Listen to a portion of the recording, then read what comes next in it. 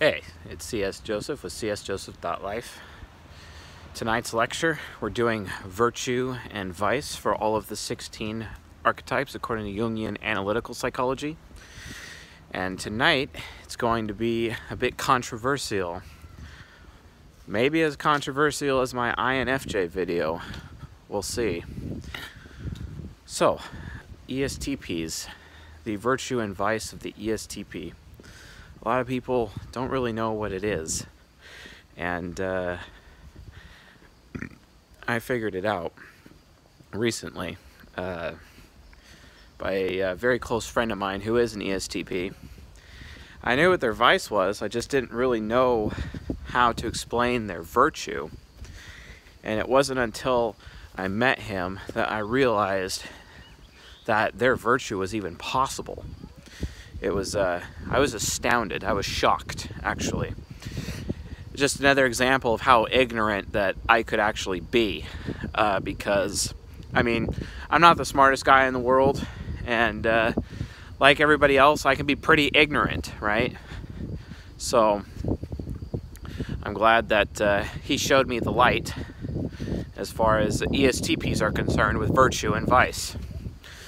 So, why is virtue and vice important?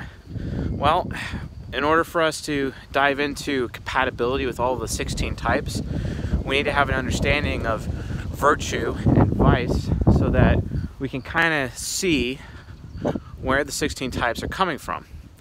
As a result of understanding virtue and vice, we actually can start having relationships with people, kind of build up in that direction. Yeah, knowing the cognitive functions is great, but knowing how the cognitive functions leads to a way of life, right? An approach that they take to life that ends up becoming human nurture, at least to those people externally in their relationships. It's important to know virtue and vice. So you have a person's nature, and then that nature has a virtue and a vice. And when you have all that together, that virtue and that vice, like an engine, creates nurture. And that nurture can affect other human beings, right? So we have to know their virtue and vice in order to understand them further, right? To understand where they go. So having that knowledge ahead of time, we're able to get to a point where we can understand compatibility between the types, right? So it's just part of the compatibility foundation, and that is why we focus so much on all these different little minutiae little details. But enough said about that. The virtue and vice of the ESTP. So what is a very common trait amongst ESTPs? A lot of people say they're harsh. Some people say they're bullies. Some people say that they are the alpha of all the types. A walking reality check. The ultimate realist. That realism. There are many people that have argued that realism was their virtue. Nope. No.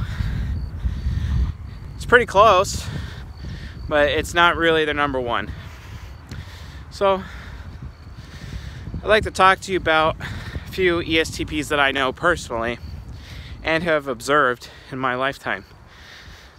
So, I have a particular family member actually who is an ESTP.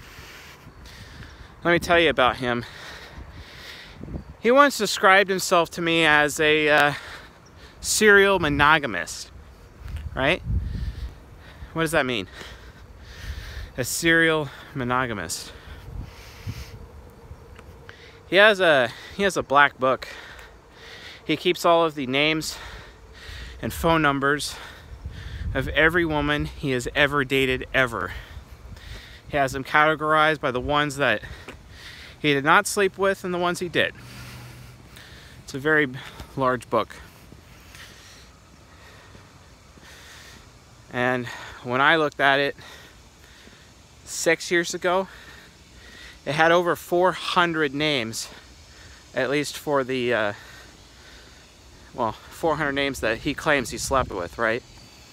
Well, that is the vice of the ESTP.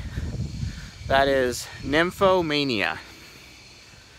What, Chase? Nymphomania? Really? That's the vice of the ESTP? Yes, actually it is. It really is. You know, ESTP guys and ESTP women, they really like being in the sack.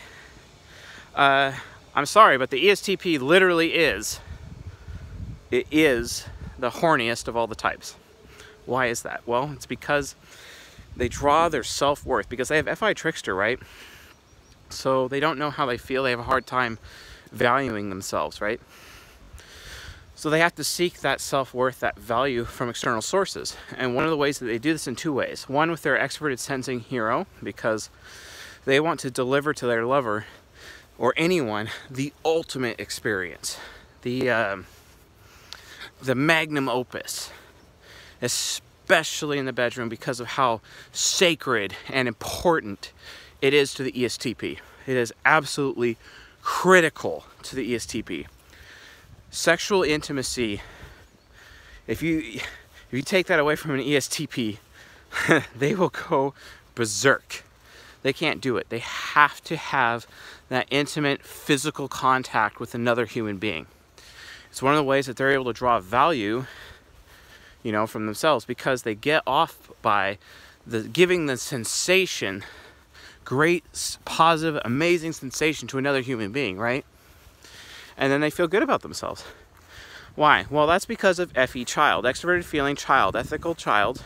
Their inner child just wants to give people balloons and candy. It wants other people to value it. Extroverted feeling child wants people to like it, wants people to love it. So imagine all those women, you know, oh, I'm in a relationship with this guy. I really want him to like me, right?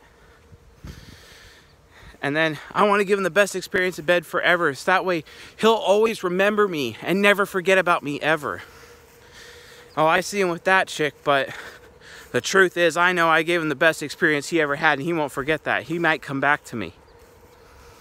Or he'll never be as happy with her as he was with me, right? Very common. It's the most common, actually, with ESTPs. Pseudo common with INFJs, but you can't beat the ESTP on this one. ESTP's pretty far. I would say the majority of ESTPs out there have a huge array of lovers. A huge one. And it's not because they're sluts. It's not because they're man whores or whoring around. It has nothing to do with that. So let's not be judging the ESTPs in that way. It's not about that. What it's about is they're trying so hard to find someone who will follow them over a cliff. By giving that sensation, by giving that person such a great experience, that they're able to have that person be loyal to them. Loyal in such a way that they literally never leave, right? That they don't leave. That they don't feel abandoned by the person, right? ESTPs don't want to be abandoned. And ESTPs believe that if they have amazing sex with the person, that person is less likely to abandon them and be more loyal to them, which is why it's their vice. It's also because they want those people to feel good about them. Not only are they giving a good experience to somebody, but they're also making that person feel good about themselves, feel better about themselves, that they are improving that person through this sexual experience. It doesn't have to be sexual either. It can be anything. The ESTP is a very giving type. Giving that good experience and making another person feel good, right? While also sharing its thoughts and helping someone think through things. Because when that person needs to think out loud, like their lover needs to think out loud, the ESTP will be able to provide logical thinking, which is super intelligent, by the way. TI parent is super intelligent, and ESTPs know it. It's kind of what makes them harsh, right? Well, but their vice is nymphomania. Now, let's talk about their virtue. Their virtue is chastity. Now, for everyone watching this video, freaking out about me telling everyone that ESTPs are whores or sluts or whatever, ESTPs can get that bad, absolutely. But on the other side of the spectrum, out of all the types, they could be also the most chaste of all the types. To the point where you could literally see an ESTP only have ever been with, like an ESTP male, only ever have been with a woman once, like one woman that is, his entire life, and be completely devoted to that woman from start to finish. It is possible. I've seen it with ESTPs. So ESTPs get that way. It's interesting. Once they've gone through their giant array of lovers, they find that one lover who is loyal to him, who enjoys receiving those experiences, who values the ESTP, male or female. That ESTP was like, yes, I finally found the one. I am all in. And they never look back, and they never let go. A lot of people think that because ESTPs are having so many lovers all the time because of their nymphomania vice, that they can't be trusted. A lot of ESTPs have reputations of getting around, and then it ends up hurting their reputations, and then people judge them. You know, men judge the women, oh, she's loose, she's easy. No, it's not that. She's just trying to find that one. You know, or, you know, oh, he's gonna dump me as soon as he sees someone better. No, he's just trying to find the one. Because sexual intimacy is the most important thing to ESTPs of all the types. They are the horniest of all the types. They draw their self-worth, they draw their sense of value from the sexual act more than any other action in their entire life. ESTPs, they come here on this channel and be like, oh yeah, man, he's right. No, he's wrong. Well, think about it.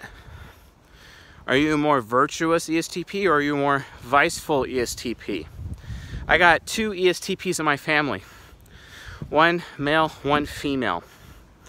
And both of them can get around and have gotten around. But one recently found who they believed was the one. And they got married, and they are so super devoted to that one person. And that person means everything to them. That doesn't mean they're a slut. That doesn't mean they're not trustworthy. That doesn't mean they're a horrible person. That doesn't mean they're loose. Like, take these stupid labels, guys, and just throw them out the window. Like, seriously. How about understanding people? Understand ESTPs. This is how they work. Just because they have a wide array of lovers doesn't make them a bad person. Because once they find what they're looking for, they'll be devoted to that person indefinitely, without question, provided that person is loyal to them, provided that person gives them the freedom that they need to want things and helps manage them, you know, kind of like what STJs do for STPs. So we talked about the virtue and vice of the ESTJ yesterday, serenity versus chaos. The ESTP would be so focused on giving the ESTJ such a good experience all the time that the ESTJ feels super comfortable. It builds up loyalty. It's like the extroverted sensing hero of the ESTP is permanently etching the soul of the ESTJ. I guarantee you an ESTJ can remember every sexual act that they've ever had with any person, and they will always remember till the day they die. ESTPs know that sexual intimacy is so powerful that it permanently embeds itself upon the minds of their lovers. Absolute permanent embedding. Even if it's just casual sex, it still is permanently there. And they had a permanent memory with that person. They're just trying to find the person that will come back for more. And that's true for male or female ESTPs. And regardless of gender, they like being on top, let's be honest. But that's not a bad thing either. It's really not a bad thing. Like, women need to realize that If you feel more like the man in the relationship, at least in the bedroom, it doesn't make you emasculating at all. It makes you really dope, actually. You know what I mean? Be who you are. It's okay. There's some men that will allow you to take control in the bedroom. And there's some men that prefer to have control in the bedroom. Well, that's usually SE users. SE user males like to have control in the bedroom. They like to be on top primarily, right? SI users like to be on bottom primarily. That's how it works, right? We'll talk more about sexual response in a later series. But anyway, virtue and vice. Chastity. Sometimes, yeah, ESTP finds what they believe is their ideal lover, or the one person that's devoted to them, that likes to receive those experiences, that one person that that values the ESTP for everything that they are, and they're devoted to that person, and they're just latched onto that person indefinitely, right? Well, sometimes an ESTP can actually meet that person super early in their life, right? And they're just straight up devoted to that person indefinitely. They never betray that person, right? And that person would never betray them, and that's why. Because ESTPs are kind of like mirrors, right? Kind of like how INFJs are mirrors. They mirror behavior. Anyone in that quadra mirrors behavior. So STP types and NFJ types, they are mirrors, right? ESTPs mirror that behavior.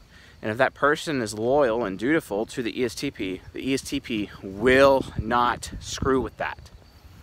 And that's why if an ESTP ends up having an early relationship in their youth, they'll stop having a wide array of lovers. They won't. And it could just be one, and it could be possible that they could start out with one and still be with one indefinitely. I've seen it happen. ESTPs can be the most chaste of all the types. It is unbelievable, but they can, and it's amazing when they're able to you know, find those relationships and build those relationships up. You know, even though most people are in general peeved when they're around ESTPs because they're like, oh, ESTPs are so harsh, or they're always trying to stir up shit, you know. No, they're walking reality checks. They're trying to reality check you. They're trying to get your head in reality. If you're too far in the clouds, which I am all the time, right? I mean, that's why I do these videos, right? It's because they're trying to reality check you. They want you to be in reality. Now, sure, because of that, they just basically will have nothing to do with extrovert intuition, which sucks for an extrovert intuition hero like me. My relationship with my ESTP family members is, quite frankly, at an all-time low. Well, that's how it goes. I mean, there's only so much you could do with type compatibility. Eventually the compatibility will get you, right, and bite in the butt. But that doesn't make them bad people, right? Just because, you know, they may not be chaste right now doesn't mean they're always going to be that way. So stop judging them that way. You have to understand ESTPs, right? They're not trying to be sluts. They're not trying to be man whores. It's not about that. They're not trying to be loose. It's not about that. It's just sexual intimacy is so important to them, and it's the one way that they can connect to a human being and have the absolute most positive results from that connection, you know, with their ego, that is, because it's how they draw their self-worth. It's how they draw meaning, right? Having that connection and finding that one person that would like to keep having that connection, and then when they're in full sync, right? They got that synchronicity, compatibility going. The ESTP will be devoted to that person. Now, sure, it would be nice if the world worked a little bit different, but I mean, I'm sorry, first world society is pretty messed up. And yeah, it sucks that an ESTP would have to be with 400 people. And in some cases, I think like the highest number I ever heard and looked at a black book ever was maybe in the 800s. But still, you know, doesn't mean they're bad people. It doesn't necessarily mean they're irresponsible. Serial monogamy, right? But again, once they find that one person, they are super chaste. They're super devoted to that one person. And you know, when they're not on their search for all their lovers and they're focused on building up themselves, if they're like an ESTP woman and she's learning to humble herself and really build up her personal beauty, right?